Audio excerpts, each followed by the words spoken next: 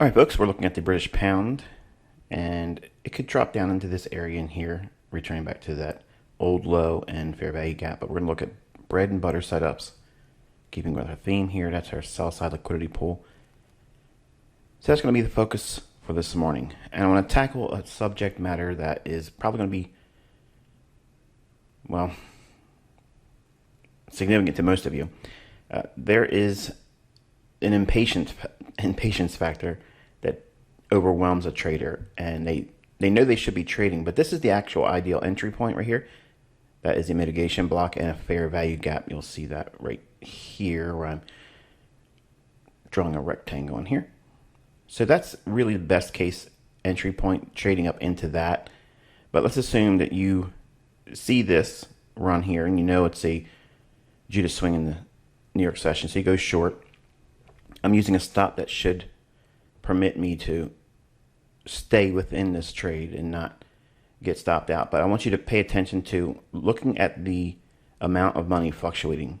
Okay, how much drawdown the trade has. And this is something that you're going to encounter if you're in a rush. If you're in a hurry to get into the trade, you're afraid you're going to miss it, versus getting in the trade and trading it where the ideal entry points are, high probability entry points. Now, ideally, I'm entering below the optimal trade entry. I'm not technically that much of a premium, but I am in a premium.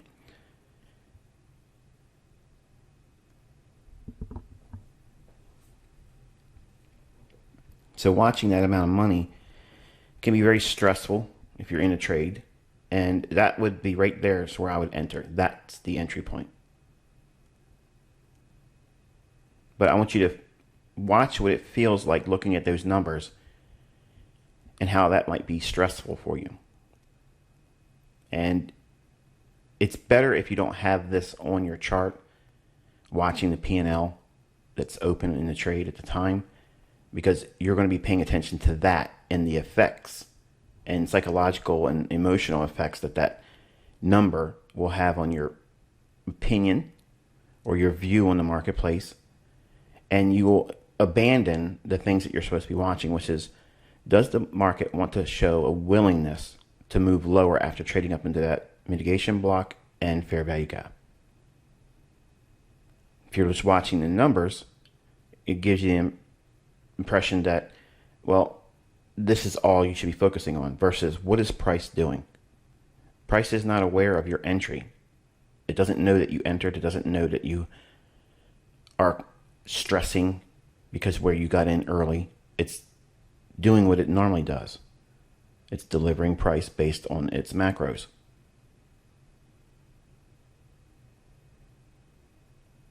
So at this point, the market should have no problem trading lower after trading actually into the fair value gap and mitigation block. I have a vertical line here that's delineating the New York open kill zone, the beginning of it. And this run up after 7 a.m. is a Judas swing. And it is in sync with the daily high that was formed in London. Notice that we had a short-term break below a short-term low and a lower low. So in other words, we had essentially a low resistance liquidity run on the British pound overnight in London. Now we're having the retracement that sets the stage for another deeper run for that sell side liquidity pool that I've outlined here.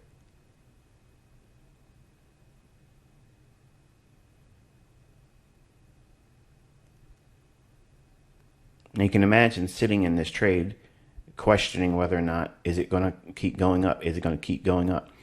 And what I'm not showing you in this chart here is the absence of more intel. The dollar index is bullish right now. I'm anticipating it running back up into its volume imbalance on its daily chart. So I know I have the technicals behind me for cable to drop. But notice I'm not including it here. And if you're just watching those numbers here where it's dropping deeper into drawdown, again, that might be something that would scare you. It might be something that would cause you to just get out and exit the trade and not stay with it. or just worry altogether, which is never fun.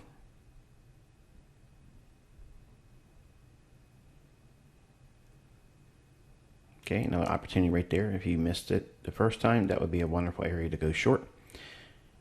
Now I'm going to transition into lower time frames and include more perspective across multiple time frames, 1 minute, 5 minute, 15-minute time frame. I'm taking a quick look at euro dollar.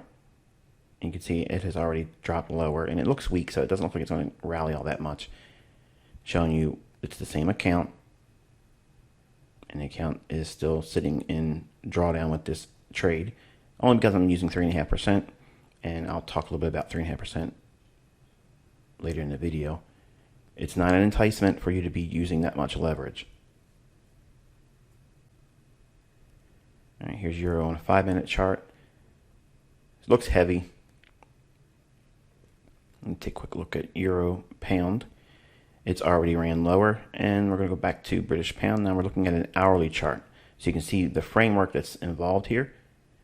So I'm trading up into essentially an optimal trade entry on the hourly chart and attacking that sell side liquidity pool. But that fair value gap in the green and the old low, that might be where it trades to ultimately, but I'll kind of keep it germane to our topic here, which is bread and butter setups. So I have the 1 minute chart on the left. I'm annotating where it could potentially trade up into. If it trades up into that, that would be another area for an entry. And the 5 minute chart is in the upper right hand corner, and 15-minute chart is in the lower right hand corner. So far we're seeing a nice drop lower. Now I'm going to draw your attention to that liquidity pool right there with the buy side imbalance, sell side inefficiency. That's where I think it's going to draw to.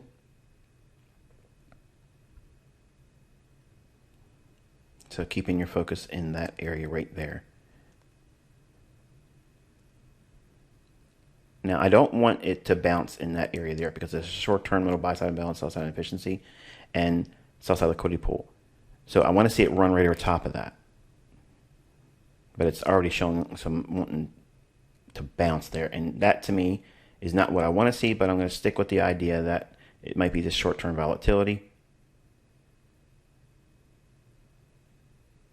Now I'm okay. I'm not worrying about it now. That range has been balanced. It's traded down to its discount low, and it's traded back to its premium high, and even swept it. So I'm going to draw out consequent encroachment here.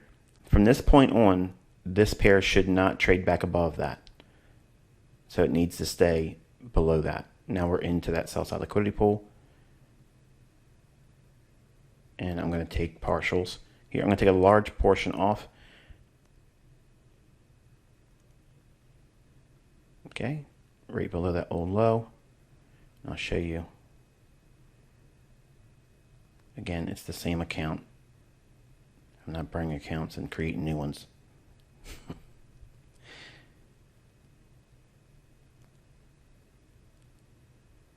All right, so there's the details there. And we're going to let this puppy run if it has legs.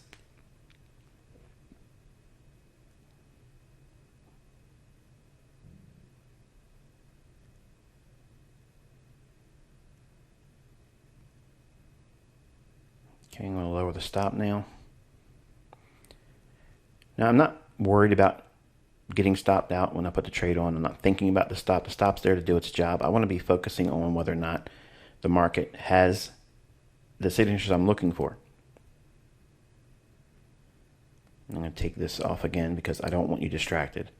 I want you focusing on the price. The trade is basically paid me, hypothetically. It's obviously a paper trade. But now I want to focus on, does it deliver more so I can squeeze more juice out of this lemon. And clean up the chart here. Take all this extra stuff off. Now I'm drawing attention to that lower level sell side liquidity pool.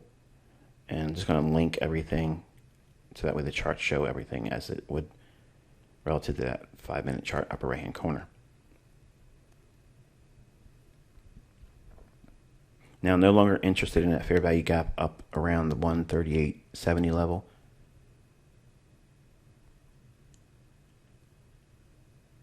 That consequent encroachment line that's just below 38.60. That is where I think it needs to stay below that. So any retracements up into that range is permissible at this point. I don't want to see it, but ultimately it can do that and it's okay. That's why my stop loss hasn't been dropped aggressively. And where that little eyeball is on the 1 minute chart, that's where my focus is.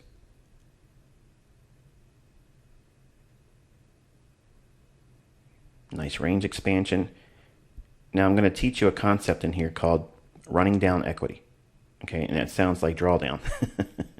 But what it is every time a market that is bearish and you're short and it creates new lows, you want to note those. As we approach the London close time period, you want to note that new daily low.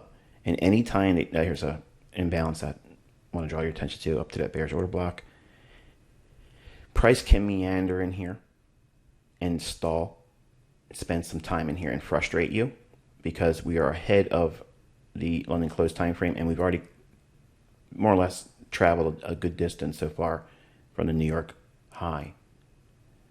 And while it's not likely to retrace, and I'm not wanting to see a retracement, that means if it's not likely to retrace and it's not likely to quickly run below that low, even though it looks like it's going to do it here, see how we just went through the short-term low?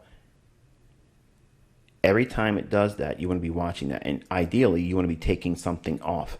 That's why if you go back and look at my examples, when I'm showing you exit points, there's a clustering that I'm drawing your attention to. And what I'm doing is this very thing here. I'm drawing your attention to the short-term lows as the range expands and creates new lower lows. Now, you're not going to take something off every single time it does it, but you want to train yourself to anticipate taking partials below